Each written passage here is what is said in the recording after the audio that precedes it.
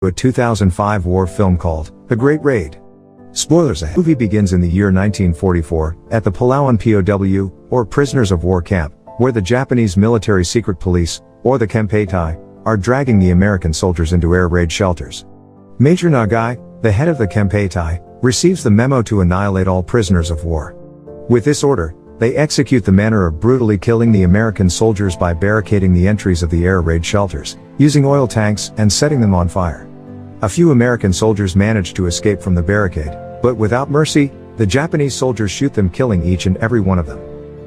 The following year of January 1945, on the first day at the 6th Army Headquarters, Calacio, Luzon, Philippines, Captain Prince, the captain of the 6th Ranger Battalion, finalizes the overlays, and looks for his commanding officer Lieutenant Colonel Mucci, which he finds playing poker, and hands him the overlays. Later that day, Mucci meets with General Kruger, and introduces him to Colonel White and Major Lapham, who are the stay-behinds from the Bataan campaign running guerrilla units at north-central Luzon. They work hand in hand with the guerrillas as their primary source of intel. Lapham tells them that there are 500 American soldiers, who are survivors of the Bataan Death March, at the Cabanatuan POW camp who are set to be killed under the hands of the Japanese, which is similar to the incident at Palawan POW camp. General Kruger orders Mucci to develop a plan by morning, which he will decide later. Then Mucci instructs Prince to create the plan to raid the Cabanatuan POW camp, which Prince will lead. They then meet with other officers discussing about the photographic intel of the camp, but Prince is having difficulty in determining how many men they will send based on the unspecific photograph of the camp, but Mucci insists that they should get it done immediately. At the Cabanatuan POW camp, two POWs are digging graves on the graveyard of the spacious yard of the camp. They are talking about Hewitt, who tried to escape from the camp, but they are most certain that the Japanese will catch him. Meanwhile, Captain Redding is harvesting beetroots from the farm. He sneaks a beetroot inside his hat, and brings it to Major Gibson, who is suffering from malaria. Lieutenant Cohen enters the room, and brings the news that General Douglas MacArthur has conquered the southern islands of the Philippines, and has landed in Luzon, but Gibson doubts that General MacArthur will rescue them anytime soon, since they do not know how close he is to them. Suddenly, the Japanese guards bring Hewitt to the yard, ties him up, and proceeds to beat him for everyone to see. The Japanese guard blames the American prisoners for being cowards, and not stopping Hewitt from escaping. Thus, he will pay the price of death for his actions. Later that day, the Japanese soldiers along with some American prisoners go to the market of Cabanatuan City to refill their food supplies. Gibson bribes one of the Japanese guards to buy their own food. He goes to the Filipino fruit vendor Mina to trade cash with medicines and more money. Mina tells Gibson that her family were questioned by the Japanese, as they work underground with the American soldiers. Gibson then asks about Margaret, and insists that they stop taking risks for them. Mina responds that Margaret will not listen, and she gives him quinine hidden inside the bag of peanuts, and Gibson then leaves.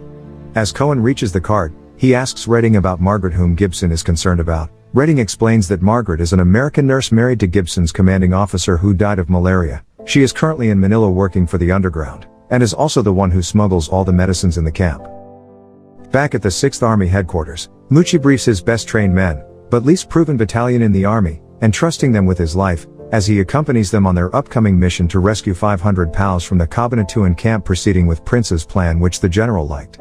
That night, First Sergeant Top visits Prince in his tent, insisting that he will need him on the mission, as someone with experience in combat, since the men that Mucci will send are bachelors, and inexperienced. Top effectively convinces Prince to take him. On the second day, the 6th Ranger Battalion under Mucci left the 6th Army Headquarters with little information about the enemy, but with only the orders to liberate the POWs at the Cabanatuan camp. Meanwhile, at the Cabanatuan POW camp, every last Japanese soldiers have left, leaving the POWs alone, thus prodding Redding to break the locks of their fences, untying the corpse of Hewitt, and leading the other men to the canteen to eat leftover food. Gibson then unlocks the storeroom, and to his surprise, it is revealed that numerous food supplies are deliberately withheld to starve them, hence each of the men take food for themselves, and for others. At the Japanese-controlled territory, Mucci's men are searching the area for any traces of the enemy, which they find that they left a few hours ago. As they continue on the area, they come across the Kempeitai going to the direction of the Cabanatuan camp, and they follow them. Back at Manila in church, Margaret and the Filipino underground members are discussing about the concerning suspicions circulating about them. Margaret insists that if they are fearful for their lives, they are free to leave, and she won't hold it against them, but the members choose to stay. After the meeting, Mina catches up with Margaret, telling her about Gibson's condition, and that she will continue to help Margaret. Back at the Cabanatuan POW camp, Redding is teasing Gibson about Margaret while they relax without the threat of Japanese surrounding them, but it soon came to an end when the Kempeitai reached their camp, shooting one of them, and ordering them back to their fences.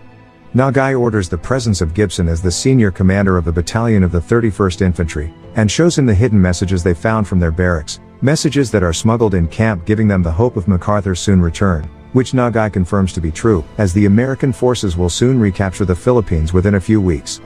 Nagai offers a condition to Gibson to help him keep order in camp to make their stay tolerable, but if anyone escapes, he will kill 10 people in that person's stead.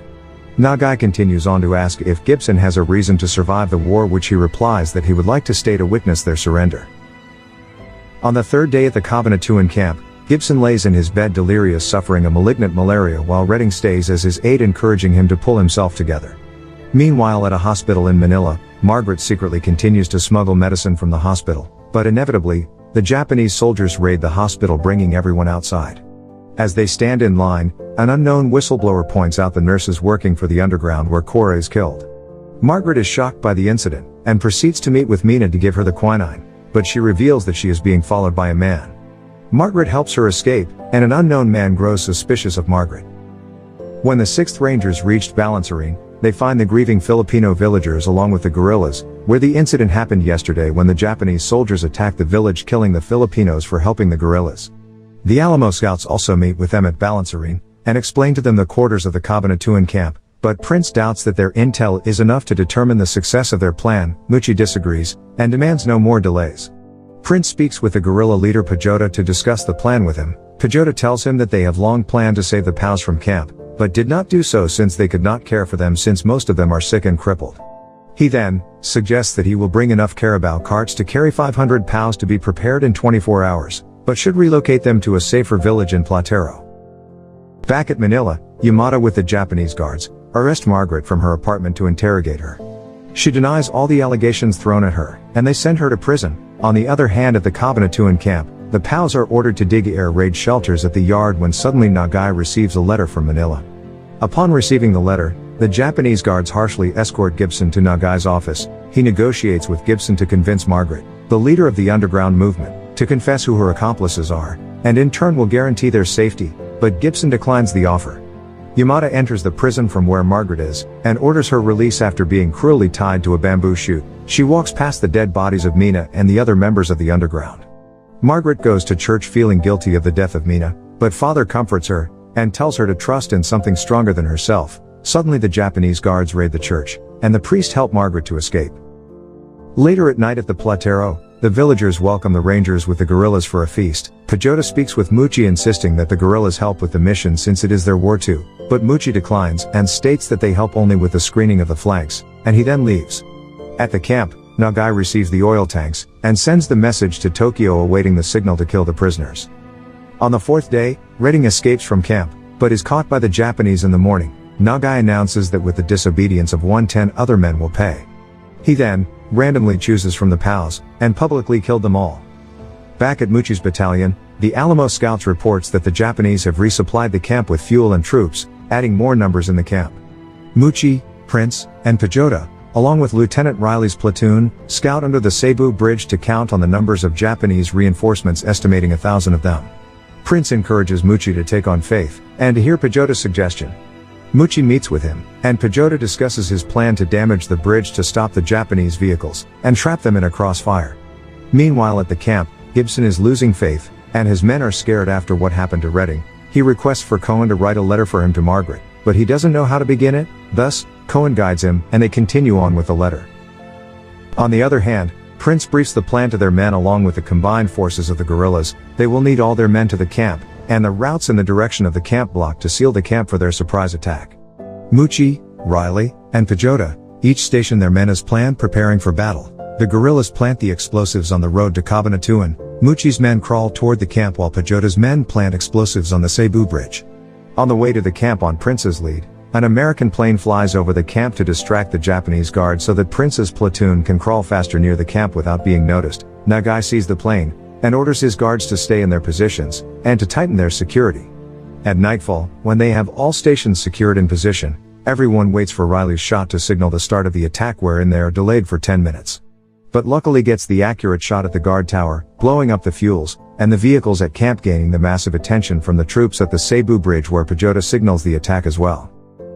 On Prince's instructions, the Rangers successfully break into the camp, surprising the Japanese from their attack, overpowering them. With the smooth execution of the plan, the Rangers reach the barracks of the POWs, assisting first the ones who couldn't walk to the main gate where the Carabao carts are waiting for them. The battle at Cebu Bridge have also started by blowing up the bridge and the tank of the Japanese army. Meanwhile at the camp, Prince follows Cohen to a barrack where more sick POWs are laying in bed. Prince convinces Cohen to call other Rangers to carry the men in the room, and that Prince will carry Gibson himself. Hundreds of POWs escape from their barracks, escorted by Prince's men heading to the main gate. Nagai survives the attack. He reaches mortar and blows explosives at the main gate. Top with Daly spots Nagai and tries to hold him down. Nagai faces head-on with Top and kills Nagai, being fatally injured as well. The Rangers successfully releases the POWs from the camp with 2 casualties and 1 fatally injured. As Prince searches the camp and finds none left, he fires his Red Star cluster, signaling the end of their raid. On the 5th day, at Talavera, the American front line, Margaret asks around for Gibson, where she meets Cohen, and he leads her to the corpse of Gibson. Margaret breaks down seeing Gibson's lifeless body. Cohen then gives her Gibson's letter, and she reads the meaningful message of his longingness and his appreciation for her commitment to bring hope for the POWs. Mucci with the general congratulate Prince's accomplishment on leading the Rangers, praising him greatly. The movie ends with the following narration of credits to the real-life heroes portrayed in the film. Lieutenant Colonel Henry Mucci is awarded the Distinguished Service Cross for valor along with Captain Prince. Also, Margaret Utinsky is awarded the Medal of Freedom for outstanding heroism and fortitude. The raid on Cabanatuan Camp continues to be recognized as the most successful rescue mission in the U.S. military history. Thank you for watching. Subscribe for more videos like this to help the channel out. Have a nice day.